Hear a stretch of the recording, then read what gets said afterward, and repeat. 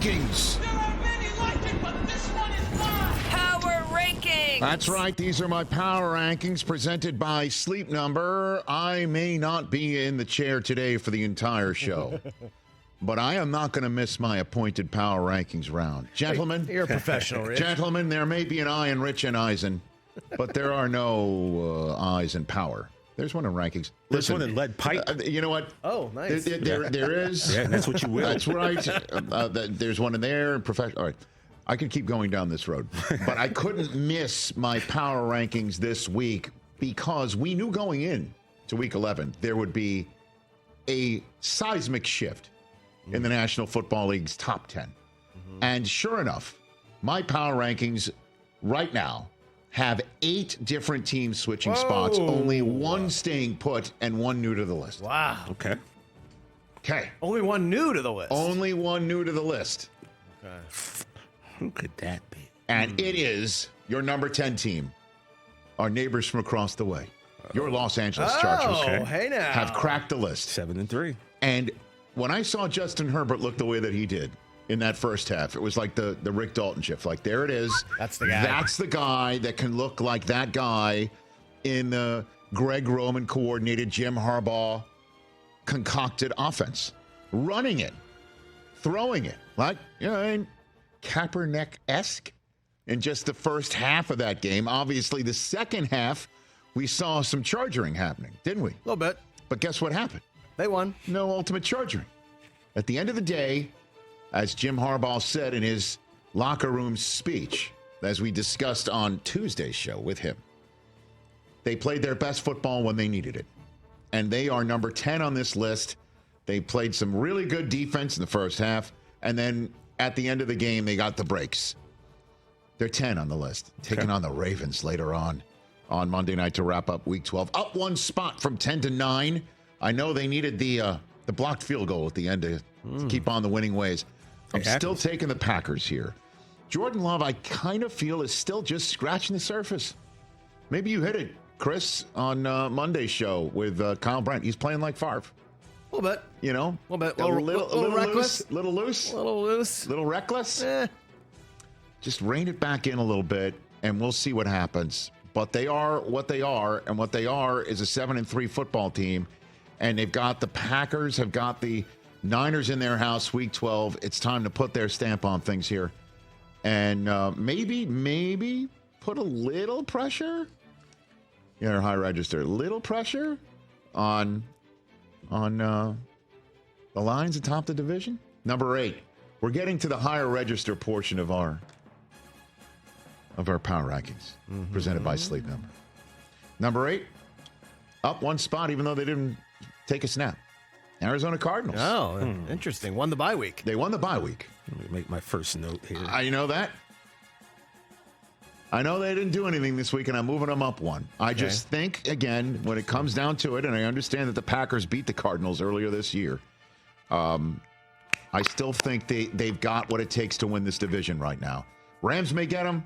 Who knows if the Seahawks can put it together? Niners get a little healthier.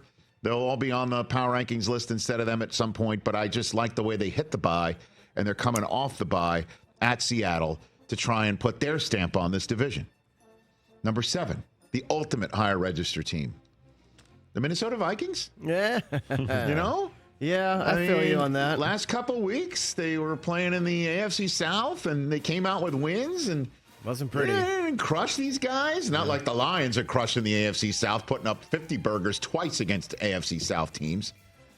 And the Vikings are 8-2, and Sam Darnold isn't looking like the guy in the 5-0 start. Justin Jefferson isn't going off like Jamar Chase. He's not going off like anybody of his ilk. And they're spreading the ball around, yes, and the defense is coming up with big plays. But just when you want to start seeing the Vikings curb stomp some people, they're kind of leaving some plays at the curb. But they're 8-2, and you never know. See what I mean? Yeah. They're a higher register 7. You never know. Number 6, down 3 spots. I still believe in them as a threat to win the Super Bowl. I'm taking the Baltimore Ravens and putting them right here, but they're down 3 spots. I'm downgrading them. I'm concerned about these penalties. They lead the league in penalties and penalty yardage. They keep shooting themselves in the foot. And they're losing games that dominant teams like the Lions would basically say, not today. And this concerns me. They haven't played a full, complete game. I guess they did that against Denver recently. So I'm putting them at 6 because of their quarterback, their running back, some of their playmakers, their coach. And, Justin Tucker missed 2 field goals in the quarter for the first time in his career. They're at the Chargers, but they're still 6th, top 5. The team that is going to, the one team on this list that stays like it before. Oh, I see. Pittsburgh Steelers are still 5. Yes. Pittsburgh Steelers are still 5. I know that Mike Tomlin said his opinion of the offense was W. That's it. What'd you think how the offense looked? And he said W, win. That said, Russ was running for his life a little bit. And it was the Russ of, my first read's not there. I got to get out the gate, Russ. The Russ not seeing the field completely well, Russ. But fourth quarter hits, let me moonball it, Russ, to George Pickens.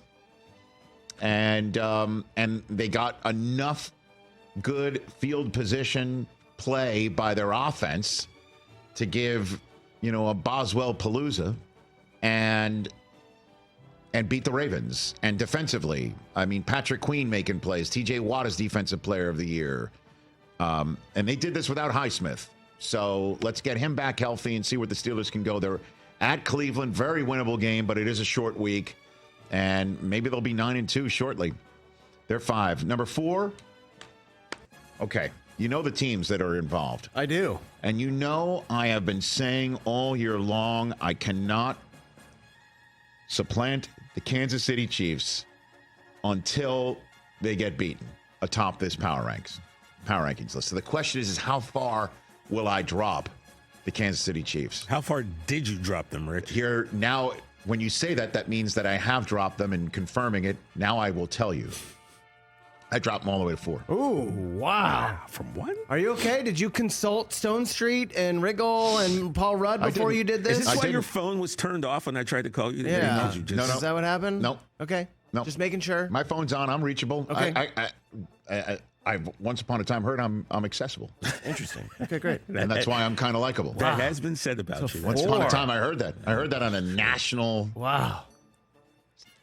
broadcast comedy show. I'd love to argue with you, but I can't because it's true. I like Rich Eisen. I find him accessible. Thank you. I just don't want to get your KC privileges revoked. You know what I mean? The barbecue's too good for us not to be allowed I'm back. not changing my Super Bowl prediction that they're winning it. Oh, but they're down 3 spots because the other teams that I popped above them are playing much better football. Much better football. Number 3 of the Eagles.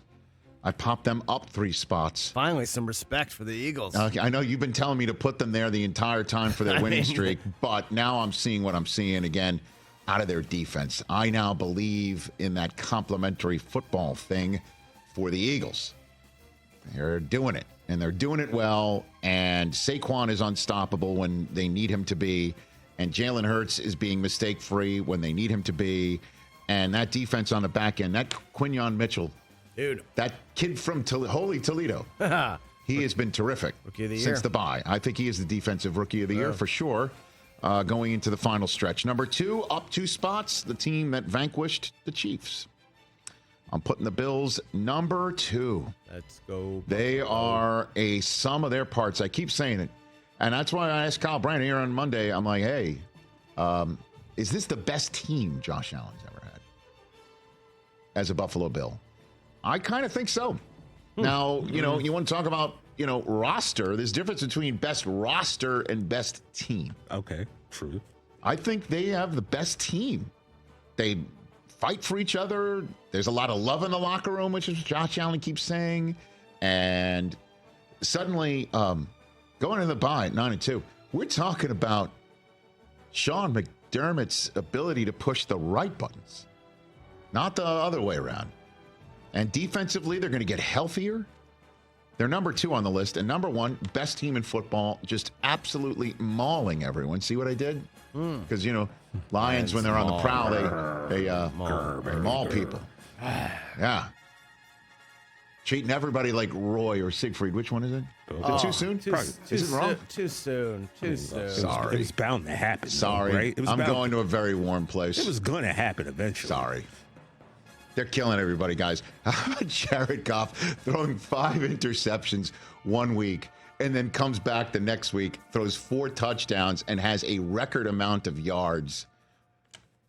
In so doing, put him on. Let me get this fact right. I should have had it here right in front of me. I had it the other day. Here it is. 5th on the list all time of most yards in a perfect passer rating game. I could go on and on and on and on about this Lions offense. It's unbelievable. And defensively, they're killing it too. This stat is off the hook. They just beat the Jaguars in total yards 645 to 170. You never hear that. Ooh, the Lions are the best team in football, and they are atop my power rankings list, and they will be there until somebody beats them. It was Roy who got. Oh, thank you. Sorry about that. Attacked by Montecore. I shouldn't. Yeah. It is hashtag too soon. 20 years ago. Too soon. Nah, I mean, Lions, Bills, Eagles, Chiefs, Steelers, Ravens, Vikings, Cardinals, Packers, Chargers, Commanders are off the list, even though Dan Quinn said on Monday Jaden Daniels is not injured. It's just that he missed enough practice time during his convalescence that it knocked things a little bit astray offensively for the team when they're playing football. Yeah, Ron Burgundy, Jeff. I don't believe you. Okay. And those are my power rankings. Before we end the segment, any thoughts on this subject matter? No. I think you're right. These are the 10 best teams. You think so? In the NFL, I mean, yeah. I did drop the Commanders out. The Broncos are playing well. Just their record, I don't think merits placement on this list. We saw them on Monday night. No Texans.